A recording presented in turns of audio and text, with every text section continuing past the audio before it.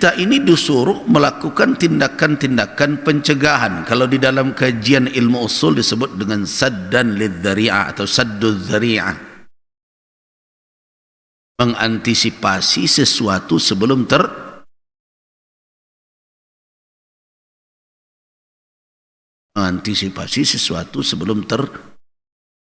sadduz zari'ah. Dan itu diberikan bukti atau petunjuk oleh syariat bagaimana langkah itu harus diambil. Contoh, salah satu contoh sadduz zari'ah itu di dalam syariat adalah khulwah, khalwat. Tahu khalwat? Yaitu bersunyi-sunyi, ya, atau adanya sepasang anak manusia yang tidak ada ikatan mahram, tidak pula suami istri, di tempat yang mereka tidak ada halangan untuk melakukan perbuatan zina. Nah, kenapa khalwat dilarang? Karena khalwat itu merupakan dzari'ah, merupakan jalan yang akan membawa orang kepada perzinahan.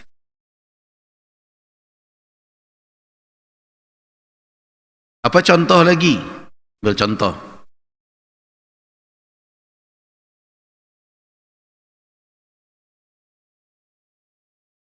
Ada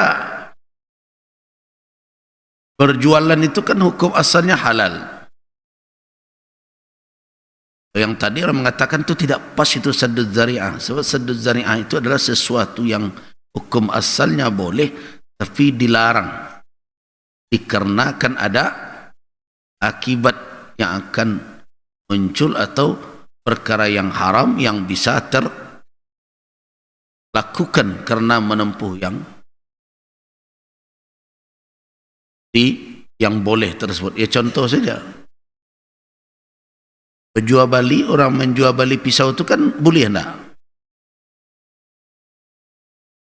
Tapi kemudian terjadi cakap banyak antar kedua kampung.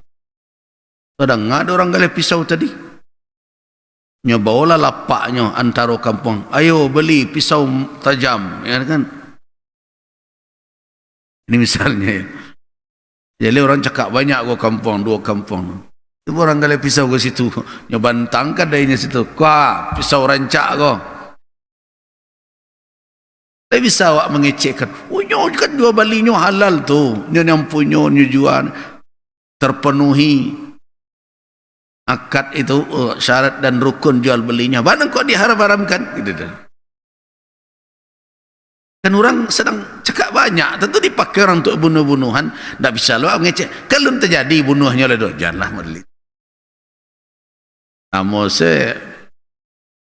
saddun itu kan menutup agar perbuatan itu jangan sampai membawa kepada yang haram. Itu sadduz zari'ah. Jadi tanya pula, lun terjadi lah ibadah kok lah diambil-ambil gitu. Kalau lah terjadi itu lain lo kajinya tu. Nah, apakah itu adalah pertimbangannya zon? Iya. Dugaan, iya betul. Kan dugaan. Dan dugaan itu merupakan landasan atau alasan untuk meletakkan hukum di atasnya. Jadi sebagian orang karena tidak faham tingkatan dari suatu keyakinan itu. Jadi ada khayal, ya. Kemudian ada waham namanya. Waham itu ya paling di bawah 50% lah. Itu waham namanya. Kemudian kalau dia naik 50-50, 50-50 antara iyo je indah, itu syak namanya tu. Sebenarnya ada kajian fiqhul lughah namanya di situ. Lughah. Jadi bagaimana kita memahami makna dari kata-kata yang terkadang orang menganggapnya mutaradif, ada kesamaan, padahal sebenarnya tidak. Jadi kalau awak menyangkau sesuatu, tingkat sangkaan awak itu antara iyo jo indah, itu disebut dengan syak atau raib. Raib, la raiba fi, kan Al-Quran kan di awal surat Al-Baqarah, dzalikal kitabu la raiba fi hudal lil muttaqin. Apa ini katakan raib? Maknanya syakkun la syakka fi. Syak itu antara yakin dia indak, kalau dipresentasikan ya 50-50, 50-50. Tapi kalau lebih dari 50 keyakinan itu, atau zon namanya tuh, zon, dugaan. Jadi hati-hati kalau orang berbicara tentang di dalam ranah fikih, di dalam ranah hukum.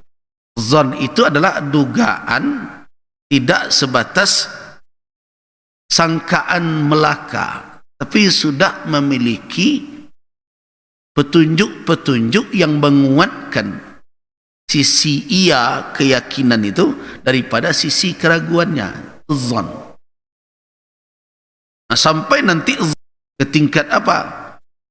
Ketika dalil-dalil disebutlah di dalam kajian fikih dengan zannur rajih namanya, atau ghalibuz zanni gitu. Kalau orang belajar fikih usul, dia akan tahu itu. Zannur rajih, dugaan kuat, atau ghalibuz zann, atau zon yang telah mengalahkan aspek keraguan. Itu dugaan itu. Jadi ini tidak sama nanti dengan istilah husnuzon dan su'uzzon. Nah, ini kan kadang-kadang dibawa ke sana. Itu mustalah istilah yang ada dalam kajian ilmu akhlak.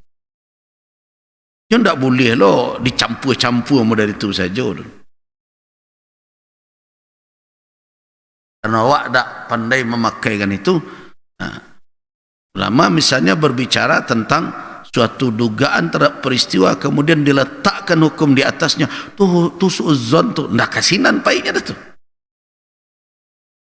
Tapi kan kadang-kadang kalau awak berhadapan dengan orang seperti itu, kan dia tidak amu dikecean. Kalau dikeceannya kecil, awak sok tahu tuh mana surang sen, nah itu dia. Tidak bisa begitu.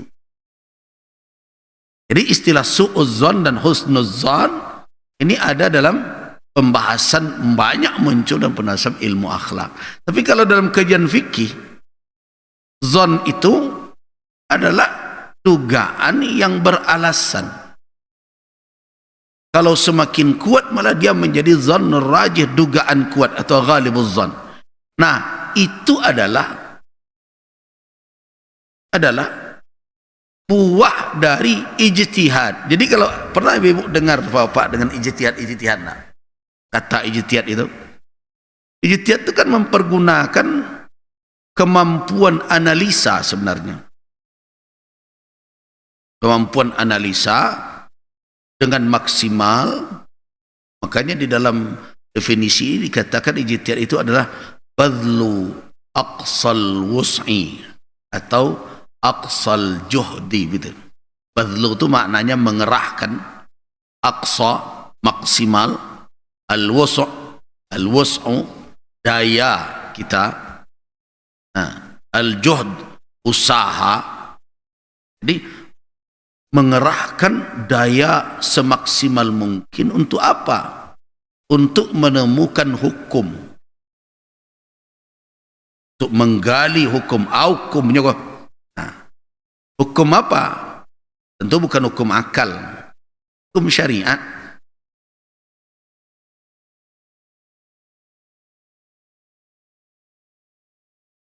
Hukum syarak bukan hukum positif ya. Hukum syarak. Atas apa? Hukum atas apa? Atas suatu waqi'ah, atas suatu peristiwa, suatu persoalan. Hukumnya kok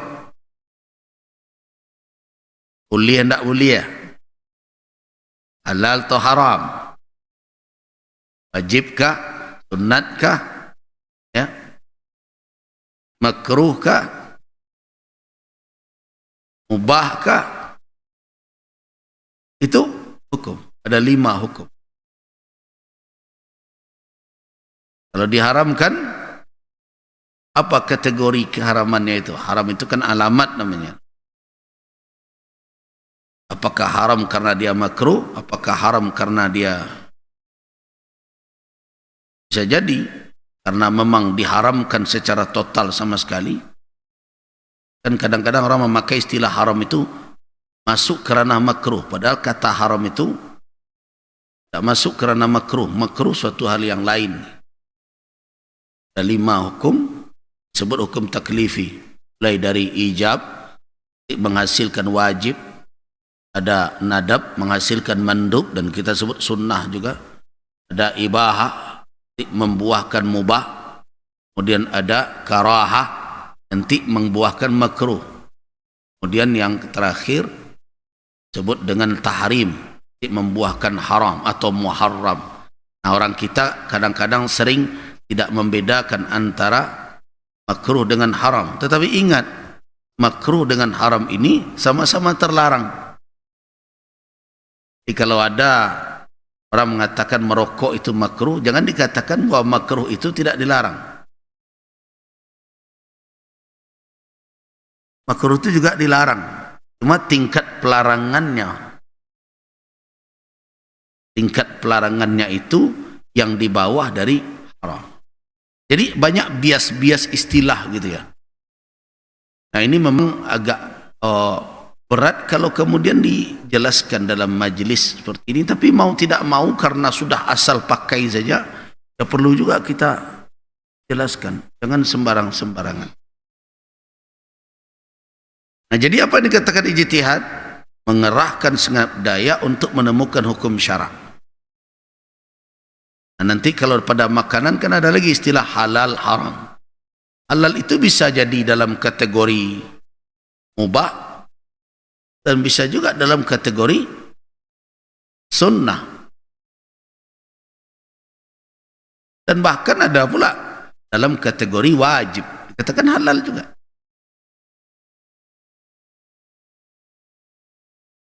Nah, kemudian ada lagi orang menyebutnya terlarang dan tidak terlarang, kan begitu juga.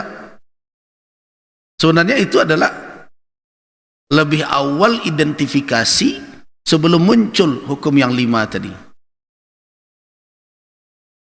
Yang tidak terlarang bisa dalam kategori tersuruh dia. Nah, nanti pecahan dia tersuruh itu bisa wajib, bisa sunnah, dan bisa tidak terlarang juga adalah mubah. 3. Yang terlarang nanti kalau dipecah dia menjadi 2. Terlarang dalam kategori makruh dan terlarang dalam kategori muharram atau. Nah, saya berharap kita, kalau kita tidak memahami mustalahat, istilah-istilah seperti itu, berhati-hati. Jangan mudah saja kita mengkritisi dan bermacam kata kita mengkritik, tapi sebenarnya kita telah mengucapkan sesuatu yang kita tidak faham. Ini nasihat saja, bukan saya mengatakan saya lebih mengerti. Setidaknya saya pernah belajar itu maknanya. Kadang orang kalau sudah tersinggung kalau dinasihati, dan orang yang menasihat dikatakan sok tahu. Bapak-bapak dan ibu-ibu kan itu makna. Nah, dari mana diambil hukum syariat itu? Hukum syariat itu diambil tentu dari dalil-dalil syarak, bukan dari selera. Itulah ijtihad. Fadlu aqsal juhdi, fadlu aqsal wus'i. Ijad untuk mendapatkan, menemukan hukum atas suatu kasus, suatu peristiwa. Hukum apa? Bukan hukum syariat atas suatu peristiwa, Dari mana diambil? Intiza'an, dengan mengambilnya dari al-adillah, dalil-dalil. Nah, buah dari ijtihad tadi, setelah dipergunakan seluruh kemampuan mengkaji, memahami dalil syariatnya, tapi tentu sebelum memahami dalilnya, apa yang harus difahami dulu? Masalah itu. Jangan masalahnya tidak tahu, dalilnya sudah dicari. Masalahnya dulu. Nah, dalam mencari masalah itu bertingkat-tingkat itu kemampuan orang. Di situlah dibutuhkan ada kecerdasan seorang mujtahid sehingga dia bisa melihat persoalan itu secara komprehensif. Tapi walau bagaimanapun tidak ada seorang ulama yang serba tahu. Nah, karena itu ada kaidah, bolehkah tidak minta penjelasan dari pakar tertentu untuk bisa kita menggambarkan? Karena untuk memahami suatu persoalan itu, kita perlu tahu, sama dengan ini, apakah tabung ini halal atau haram? Apakah halal haram? Kan tidak tahu kita apa, dibuat dari apa ini semua. Saya juga bukan ahli tabung. Nah, dalam kondisi seperti ini, sebelum hukum diletakkan apakah ini halal sehingga boleh dipakai atau tidak, tentu membutuhkan penjelasan dari pakar. Bapak dan ibu-ibu kan? Jadi seorang mujtahid itu tidak terhambat untuk apa? Untuk meminta keterangan ahli. Nah, kalau keterangan sama dengan qadi, hakim memutuskan perkara. Minta keterangan ahli untuk jadi timbangan. Tak petunjuk begini, sama dengan kami dahulu pernah melakukan suatu seminar di Bandung tentang apa? Tentang penggunaan sisa dari zigot. Zigot itu apa? Nanti saya awalnya juga tidak tahu. Sisa dari zigot, hasil dari proses bayi tabung, boleh tidak dipakai untuk kepentingan lain, antaranya diambil stem cellnya untuk pengobatan dan lain-lain. Itu tidak tentu dewa istilah awalnya apa lah, zigot ko apa, stem cell ko gitu. Dibaca saya makalah ada ilmu tentang itu, makin dibaca makin panjang. Apa lagi? Nah, stem cell adalah sel yang belum terdiferensiasi. Apa lagi? Tapi wak disuruh bertanya orang, apa hukumnya kok? Kalau tidak adalah penjelasan bahwa orang yang bayi tabung itu diambil ovum perempuan, sperma laki-laki. Di situ tuh laki hukum tuh. Kuliah tidak di pertemuan kok. Nah, di situ ketika menjelaskan itu, nanti kita akan tunggu dulu sampai di situ, tunggu, jangan lanjut dulu. Diambil dari siapa? Dari bininya, dari calon bininya atau mantan bininya. Itu begitu lah. Sperma diambil, yang akan membuahi buaidah, sel telur tadi. Tanya lagi, ke sperma udahnya, calon udahnya atau mantan udahnya? Itu perlu dicari lagi. Kenapa? Karena itu adalah efek dari pernikahan yang sah, baru bolehnya di pertemuan.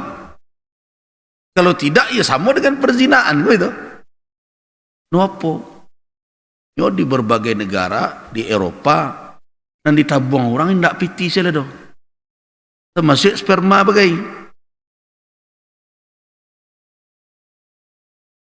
Jadi banyak masalah Bapak dan Ibu.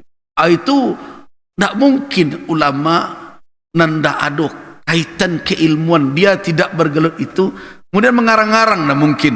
Nah, itu makanya yajuzu lil mujtahidi ay yasta'ina bil mutakhassisina, dibolehkan bagi seorang mujtahid untuk meminta pertolongan, bantuan kepada mutakhassisun, para pakar untuk memberikan penjelasan apabila dia tidak tahu duduk perkara ini. Itu namanya dalam rangka apa? Menjalihkan duduk masalah.